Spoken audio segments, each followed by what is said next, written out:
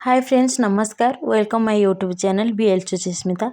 आज पुणी गोटे मो स्टोरी नहीं आसी गणेशंकर विवाह रिद्धि सिद्धि तो भिडियोटा को बिल्कुल भी स्किप करेंगे लास्ट पर्यटन देखिए। चलतु भिडियोटा को स्टार्ट करवा। तुलसी नामक जड़े कन्या गणेश को बहार प्रस्ताव देते किंतु गणेश यह मना करदे। क्रोधित हो तुलसी दुईटी बह करने अभिशाप देते। अन्य एक कहानी अनुसार ब्रह्मा तांकर दुई मानस कन्या रिद्धि और सिद्धि को अर्पण करथिले। गणेश ज्ञानी होइथिबारु एहा तांको पई उपयुक्त बोली से भाबिथिले।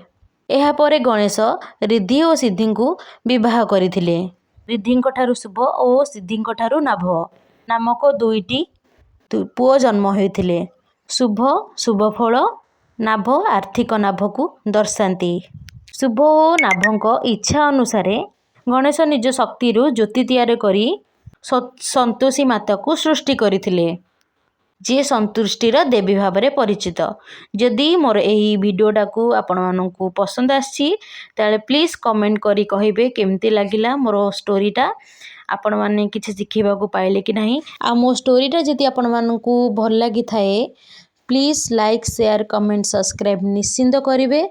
आ पाखे थिबा नोटिफिकेशन को ऑन रखिए जेमती कि मु जो मुहूर्त भी वीडियो अपलोड कली आपण मानन पाखक मोर नोटिफिकेशन जीवो। आउ पाखे थिबा बेल आइकन को भी प्रेस करि नेबे।